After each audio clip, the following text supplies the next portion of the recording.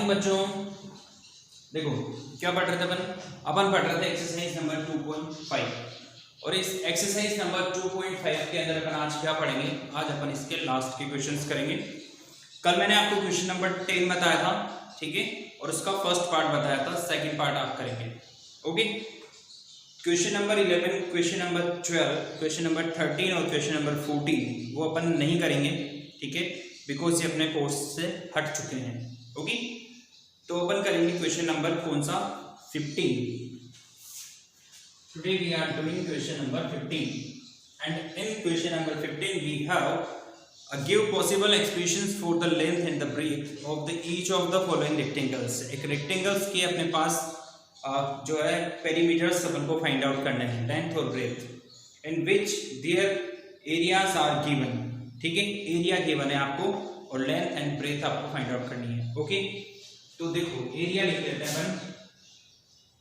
This is area is equals to 25a square minus 35a plus 12।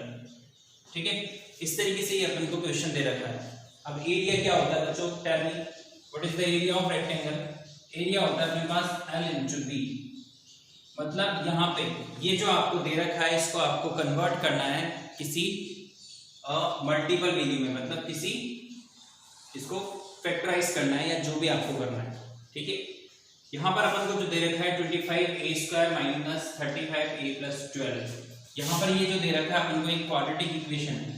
ठीक है, अगर ये आपको ऐसे लिखा होता, कैसे लिखा होता, ऐसे 25x square minus 35x plus 12, तो आप इसको इजीली पहचान लेते कि हाँ यार ये तो जाना पहचाना लग रहा है, ये तो क्वाड्रेटिक इक्वेशन है ना।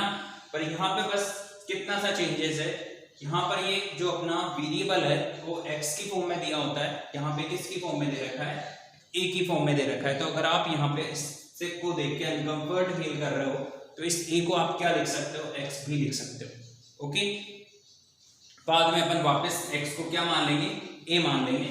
तो मैं इसको इस तरीके से यहाँ पे आपकी कंफर्टेबिलिटी के लिए यहाँ पे इसको ऐसे लिख रहा हूँ, कोई इश्यू नहीं ना। We can write it like this, yes ना, यहाँ पे लिख लेंगे let a is equals to x। a को अपन ने क्या मान लिया, x मान लिया। अब देखो आप इसको आपको फैक्टराइज करना है। फैक्टराइज करोगे तो कैसे फैक्टराइज करेंगे, यहाँ पे ये देखो 25x स्क्वायर 35 को फैक्टराइज करना है, तो 35 को आप फैक्टराइज करके प्लस माइनस करने का आपको क्या लाना है, प्लस माइनस करने पर आपको लाना है 35। ठीक है, तो कैसे लिख सकते हैं अपन, we can write it like, ऐसे लिखा जा सकता है ना, 25x माइनस 10x, ऐसा लिख सकते हैं इसको, नहीं लिख सकते।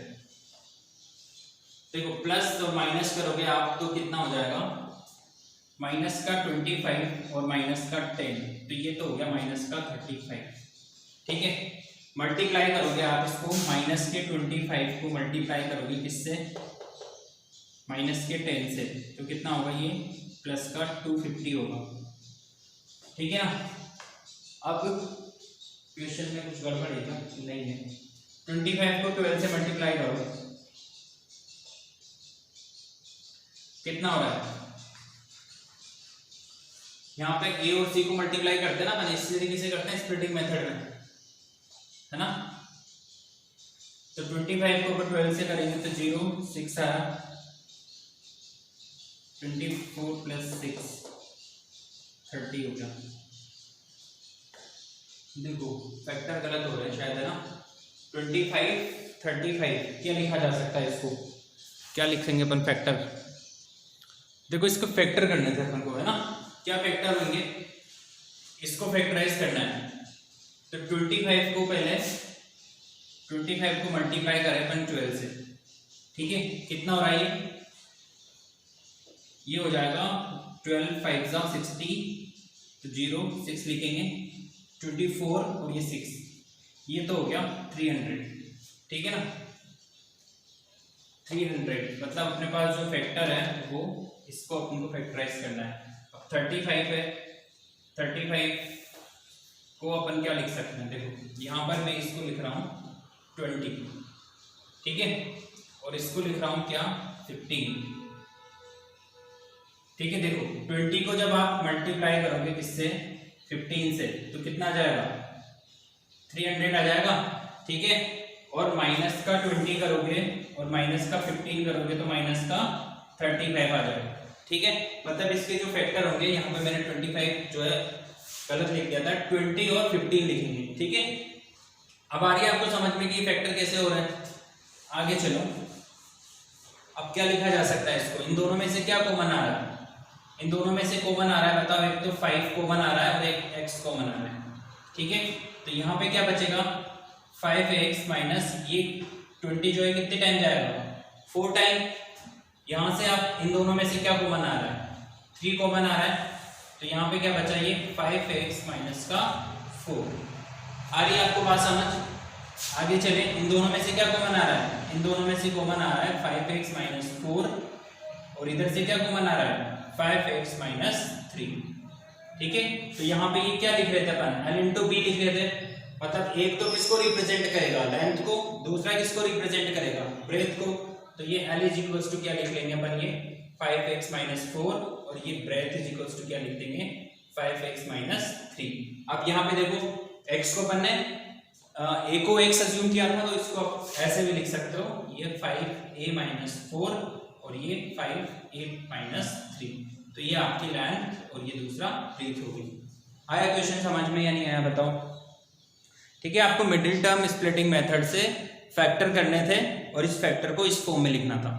ठीक है, तो इस तरीके से अपन क्वेश्चन नंबर 15 का फर्स्ट पार्ट करेंगे। ठीक है, ये एरिया पे बेस्ड था। इसका जो सेकंड पार्ट है आप करके देखना, उसको सेम ऐसा ही है।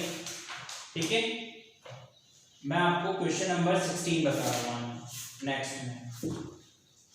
ठीक है, क्वेश्चन नंबर 16 जो है, क्वेश्चन नंबर 16 में भी ऐसे ही है। यहाँ पे इस क्वेश्चन में क्या दे रखा था, एरिया दे रखा था, अब क्या दे रखा होगा वॉल्यूम दे रखा होगा। ठीक है, तो इसका सेकंड पार्ट आप करोगे, मैं आपको 16 का फर्स्ट पार्ट बता रहा हूँ, तो उसका सेकंड पार्ट भी आप ही करना। ठीक है, तो देखो चलो फर्स्ट पार्ट आप कर लेना, सेकंड बता देता हूँ मैं। तो ये 16 का सेकंड पार्ट बता रहा हूँ, इसमें लिखा हुआ है volume, volume is equals to given है 12k y square plus 8k y minus 20। इस तरीके से आपको दे रखा है। ठीक है, तो इसमें लिखा हुआ है कि what are the possible expressions are the dimension of the cuboid whose volume are given below. देखो वॉल्यूम का क्यूबॉइड क्या होता है, सॉरी क्यूबॉइड का वॉल्यूम क्या होता है बच्चों, L into B into H. ठीक है, पहले पढ़ा था कभी बचपन में, नहीं पढ़ा कोई बात नहीं, अपने खूब आएगा ही, एक्सरसाइज नंबर 13 के अंदर वॉल्यूम आएगा क्यूबॉइड का, क्या होता है L into B into H. तो यहाँ पर इस इक्वेशन को आपको किस में कन्वर्ट करना है, 3 फैक्टर्स के अंदर कन्वर्ट करना है। तो देखो यहाँ से आप क्या कॉमन ले सकते हो, सबसे पहले तो आप यहाँ पे एक तो k कॉमन ले सकते हो। देखो k सभी के अंदर है, k कॉमन ले लिया तो क्या बचेगा, देखो 12y square plus 8y minus 20 ये बचा। अब इस बाकी की टर्म में से भी आप क्या कॉमन ले सकते हो, देखो 4 कॉमन ले सकते हो, ये k तो ऑलरेडी कॉमन था, 4 भी कॉमन ले लो आप, क्या बचेगा यहाँ से 3y square plus 2y minus 5। ठीक है, अब देखो यहाँ पे 3 चीजें आपके पास मल्टीप्लाई में आ चुकी है, तो 4 एक k और एक ये, तो ऐसे लिख लो इसको 4 इंटू k इंटू ये ब्रैकेट में था 3y square plus 2y minus का 5 हो गई। तो इसको l मान लो, इसको b मान लो और इसको h मान लो। तो इस तरीके से यहाँ पे ये l, b और h की वैल्यू आ जाएगी। आ रही है आपको समझ में, इसको सॉल्व नहीं करना है अपन को फिलहाल। देखो क्या आ रही थी अपने पास, इस तरीके से वैल्यू आ रही है। अब इसको चाहे अपन तो आगे लिख सकते हैं, क्योंकि ये 4 और k तो ऐसे लिखे हुए हैं, इस लाइन को हटाओ। अभी तो फिलहाल अपने पास एक फैक्टर तो ये और ये 2। ठीक है, अपन को कितने फैक्टर चाहिए, l into B into H, 3 factor चाहिए। तो इसको भी अपन को क्या करना पड़ेगा, फैक्टराइज करना पड़ेगा। तो इसको अपन फैक्टराइज कर लेते हैं। देखो यहाँ पर ये 4k तो एज इट इज है 3y स्क्वायर प्लस देखो ये और ये कितना हो रहा है यहाँ पर, माइनस का 5 इंटू 3 कितना हो गया, 15 हो गया। ठीक है, अब 15 के फैक्टर करो आप, तो 15 के फैक्टर होंगे 5 इंटू 3। अपन को क्या चाहिए, यहाँ पे क्या चाहिए, 2 चाहिए। तो 5 में से अगर 3 को माइनस करोगे तो कितना आ जाएगा, 2 आ जाएगा। और 5 को मल्टीप्लाई करोगे -3 से तो कितना आ जाएगा, माइनस का 15 आ जाएगा। मतलब यहाँ पे आप लिख सकते हो plus 5y minus 3y minus का 5। ठीक है, इसको आपने क्या कर दिया, मिडिल टर्म स्प्लिटिंग से इस 2y को क्या लिख दिया, ये लिख दिया। आगे चले, ये 4k एज इट इज है। ठीक, इन दोनों में से क्या कॉमन आ रहा है, y कॉमन आ रहा है, तो क्या बचेगा 3y प्लस क्या बचेगा y कॉमन लेने के बाद 5। इन दोनों में से कुछ नहीं कॉमन आ रहा, मतलब 1 कॉमन आएगा। क्या लिखेंगे इसको, 3y प्लस 5।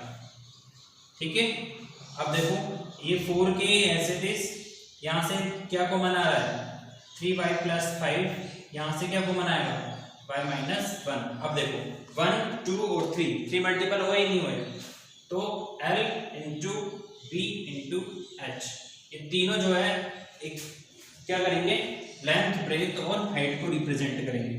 ठीक है, तो अपन ऐसे लिख सकते हैं, so L is equals to 4k, B is equals to 3y plus 5 और H is equals to y minus 1। ठीक है, तो ये अपना आंसर है। आ रही है आपको बात समझ में। देखो ये एक्सरसाइज नंबर 2.5 थी, इसके लगभग मैं मैक्सिमम क्वेश्चन करा चुका हूँ। इसके 2 क्वेश्चन बच रहे हैं, एक तो इसका फर्स्ट पार्ट और 15 का सेकंड पार्ट। और बाकी की जो भी आपको प्रॉब्लम हो इस एक्सरसाइज से रिलेटेड आज ही आप मुझे बताएंगे, ताकि मैं इसको समझूँ कि ये खत्म हो चुकी है। अब अपन जो है नेक्स्ट क्लास में नया चैप्टर स्टार्ट करेंगे। ठीक है, तो अगर आपको इससे रिलेटेड कोई भी डाउट हो, यू कैन कमेंट। ओके बच्चों, ठीक है, थैंक यू।